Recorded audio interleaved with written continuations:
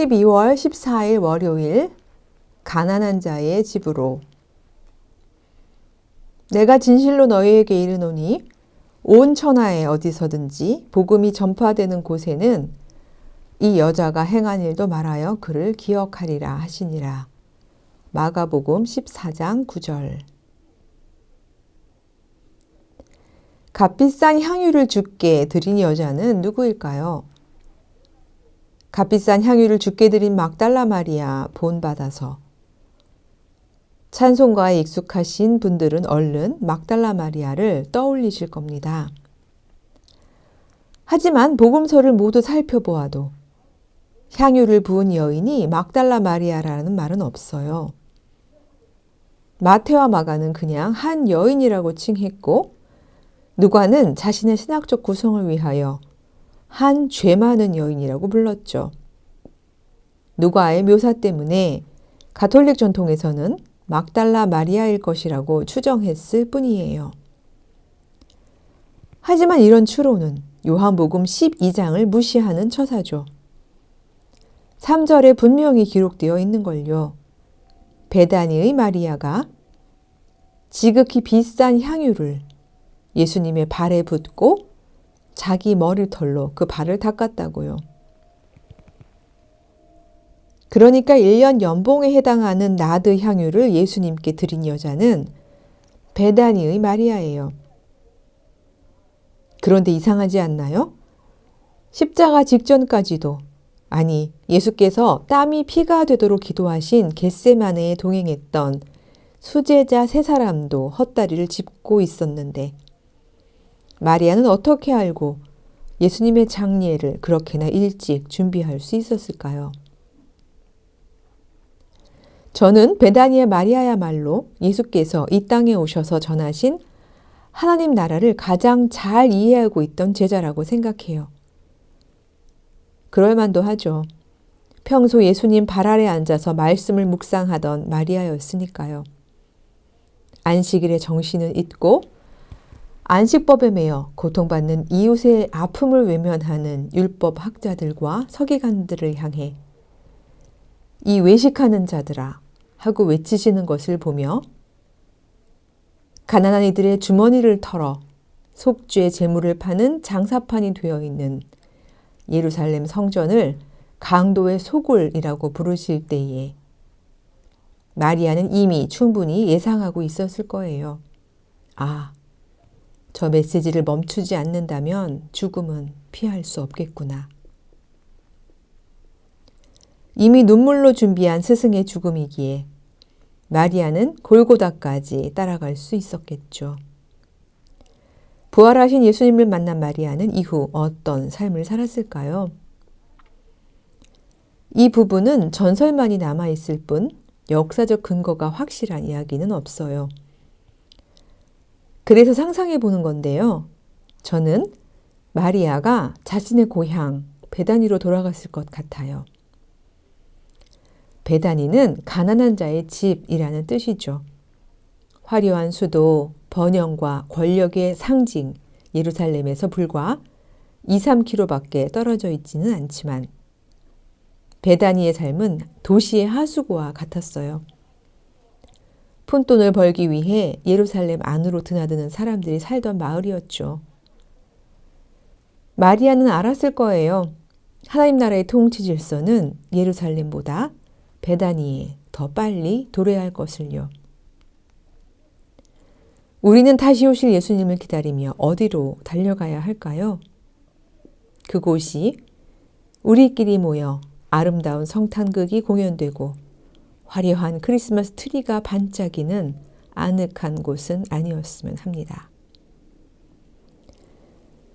가난한 이들과 함께 울고 웃으며 사셨던 주님, 대림의 기간에 우리가 당신이 관심하신 이들과 함께이게 하소서. 예수님의 이름으로 기도합니다. 아멘. 12월 15일 화요일, 사랑의 힘으로 나아갑니다. 어느 때나 하나님을 본 사람이 없으되 만일 우리가 서로 사랑하면 하나님이 우리 안에 거하시고 그의 사랑이 우리 안에 온전히 이루어지느니라. 요한 1서 4장 12절. 형 야고보를 비롯하여 사도들이 모두 처참한 형틀에서 순교를 당하였는데 유일하게 유배에 그친 요한은 자신의 처지를 어찌 생각했을까요?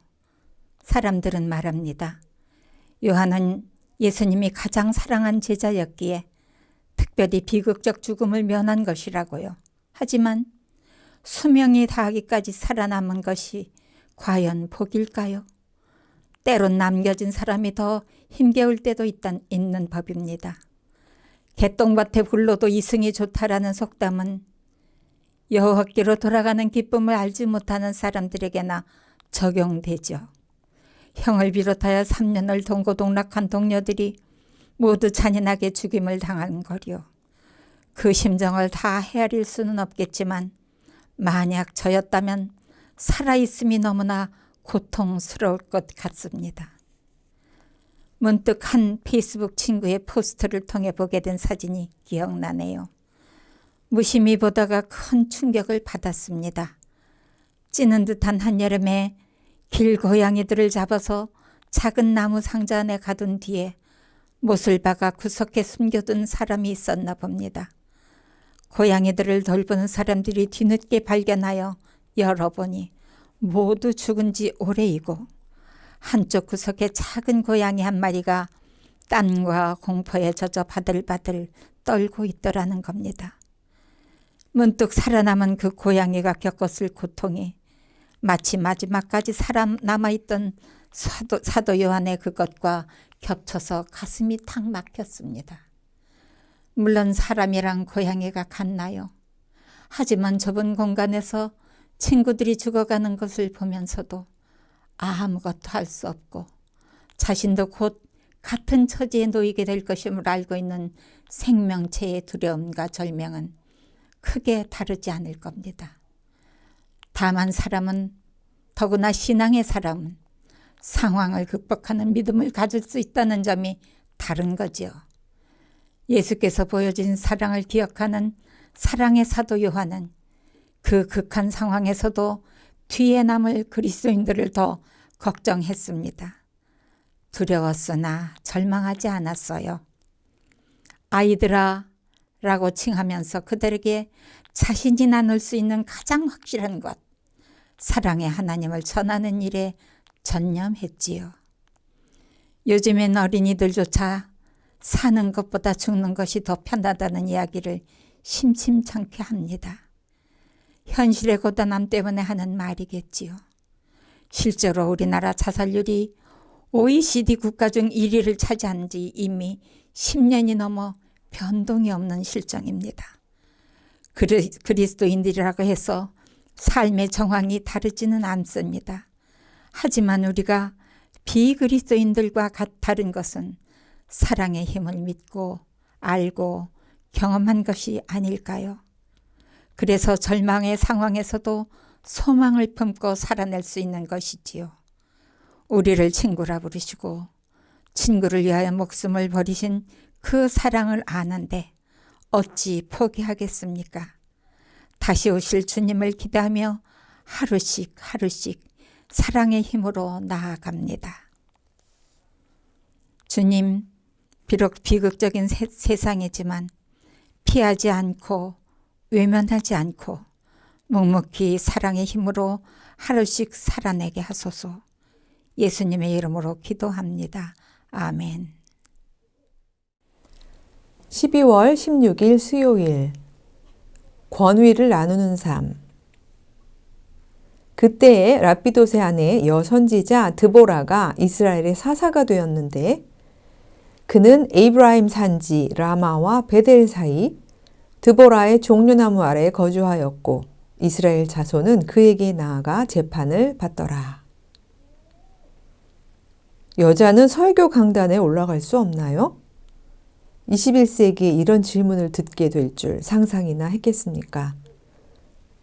보수적인 신학교에 다니는 한 여학생이 자신의 학교에서 여성이 신학 전공하는 것을 제도적으로 막자 혼란스러운 얼굴로 제게 물었습니다. 참으로 난감했지요. 성서에 근거가 없어서가 아니라 이런 질문에 답해야 한다는 사실 때문에요.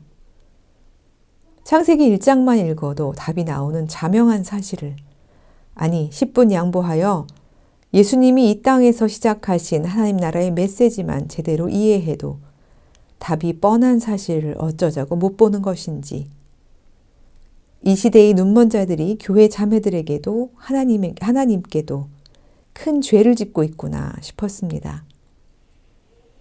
예수님은 율법을 폐하러 오신 것이 아니라 완성하러 오셨다고 하셨죠. 이사야가 경고했듯이 불의한 법령을 만들며 불의한 말을 기록한 결과로서의 율법 조항을 의미하신 것이 아니었습니다. 율법 정신에 대한 것이었죠. 하여 모세법이 여인을 취하는 문제에 있어 당시 문화제도적 전제 안에서 제한을 둔 반면 예수님은 음욕의 눈으로 여인을 응시하는 것, 여인의 의사에 반하여 여인을 만지는 행위 자체를 강력하게 비판하셨습니다. 지옥행을 피하려면 그 눈을 빼어버리고 손을 찍어버려야 할 것이라고요. 이건 단지 간음에 대한 제재가 아닙니다. 여성을 주체로 보라는 초청이요, 완전한 인격체로 존중하라는 명령입니다.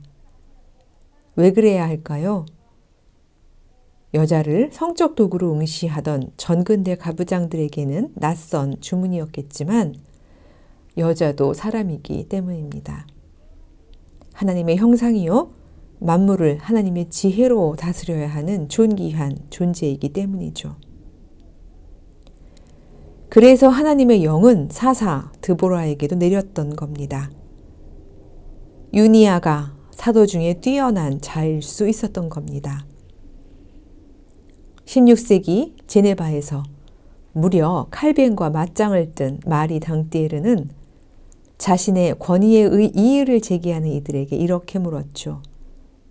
만약 하나님께서 선한 여자들에게 은총을 주셔서 성서를 통해 거룩하고 선한 것을 계시하시는데도 그녀가 다른 여성들과 함께 쓰고 말하고 선포할 수 없다는 말인가요?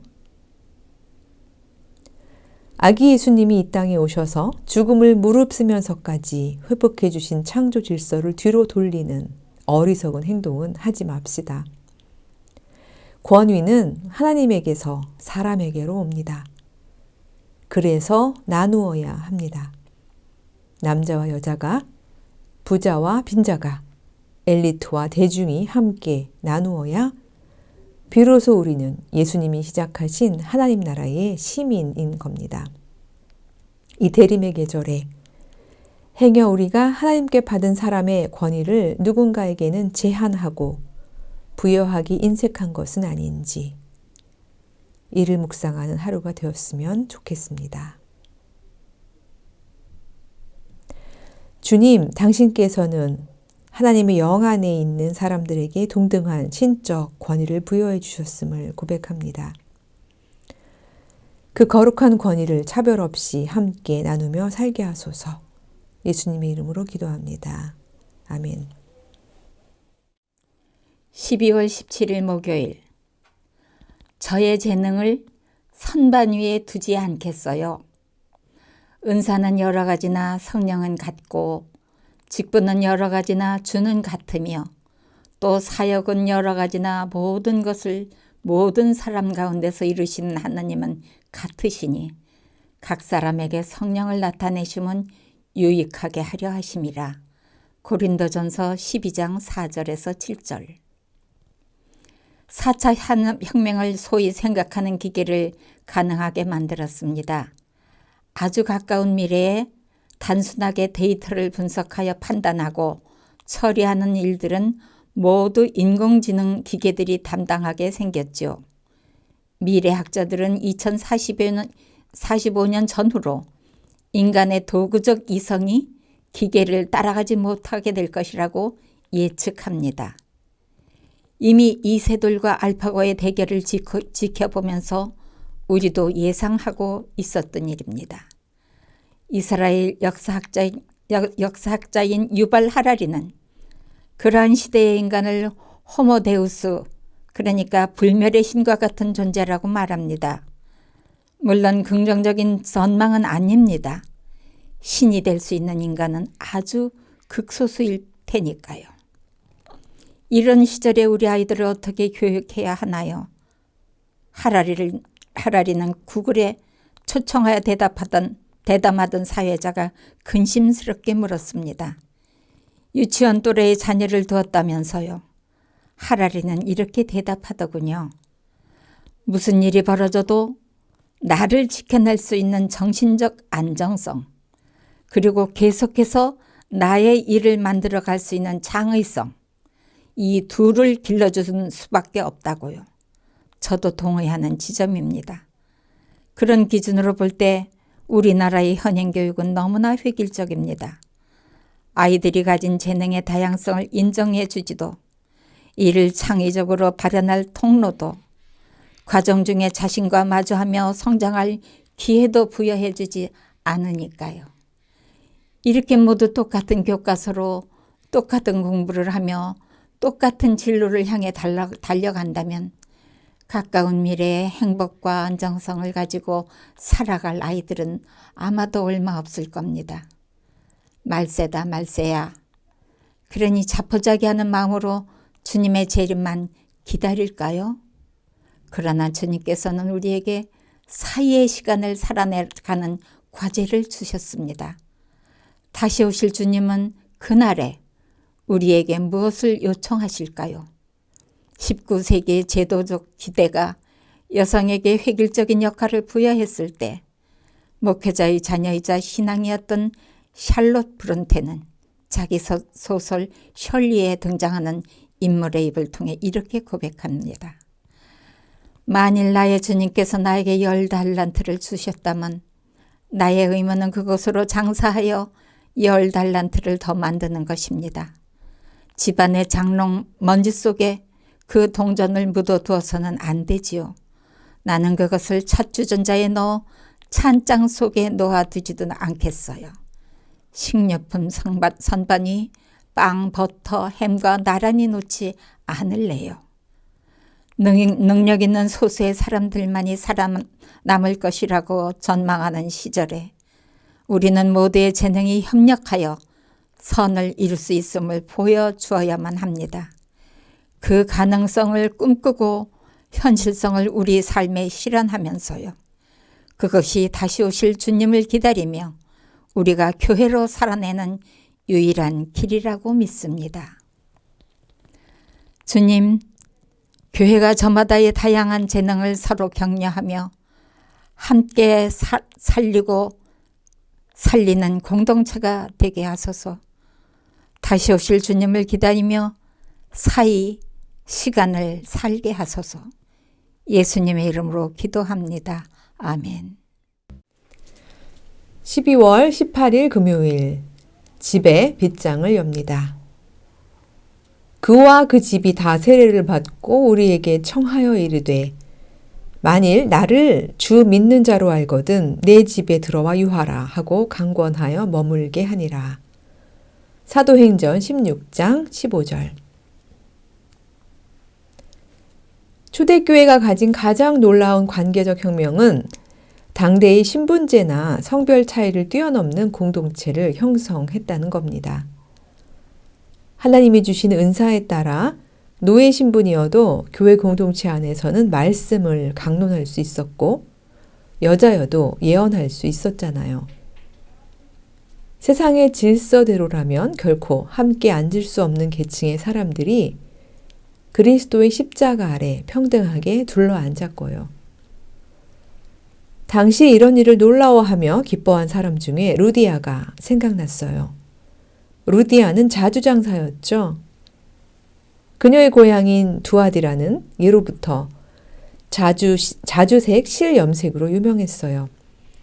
자줏빛 염료는 지중해 연안에서만 잡히는 희귀한 달팽이로부터 얻을 수 있었는데 한 마리당 정말 소량밖에 얻을 수 없어서 작은 실 한 타래를 염색하려고 해도 어마어마한 양의 달팽이를 잡아야 했다는군요.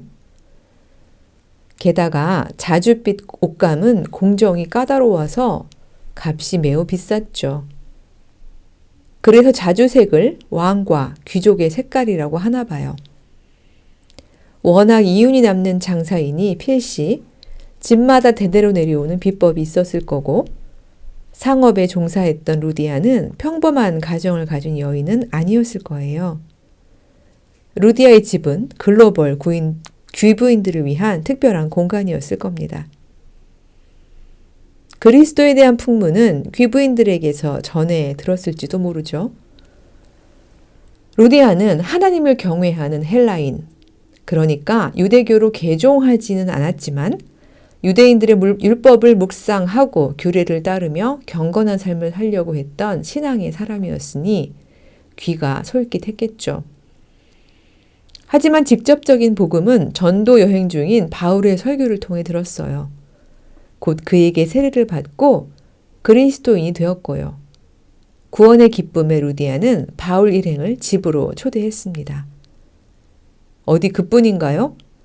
십자가 아래 빈부 귀천의 모든 경계가 사라지는 신비를 깨달은 루디아는 그동안 엄선된 귀부인들만을 위해 걸어둔 빗장을 활짝 열었어요. 루디아의 집은 그렇게 빌립보의 첫 교회가 되었지요. 요즘 시절에도 백화점 명품 매장에서 일하는 분들은 손님이 입은 옷으로 구매력을 평가하곤 한다지요. 대하는 태도도 달라지고요. 행여 오늘날의 교회 역시 겉모습에 따라 사람을 등급짓고 보이지 않는 경계선을 만드는 것은 아닌지. 진정한 고귀함은 바로 그리스도를 마음에 품고 정의와 겸손과 사랑으로 살아내는 것이에요. 그것을 깨달았기에 루디아는 가난한 이웃에게 경계 짓던 대문의 빗장을 활짝 열고 자신의 집을 아예 교회로 내어줄 수 있었던 거고요. 그녀의 나눔을 통해 오늘 우리의 시선과 행동을 돌아보면 좋겠습니다. 그리스도로 옷 입은 고귀한 나눔의 삶을 사는 대림절 기간이 되기를 소망합니다. 사랑의 주님, 우리로 세상의 명품이 아닌 그리스도로 옷 입은 삶을 살게 하소서. 우리가 경계 지어온 빗장을 열고 사랑의 나눔을 실천하며 살게 하소서. 예수님의 이름으로 기도합니다. 아멘.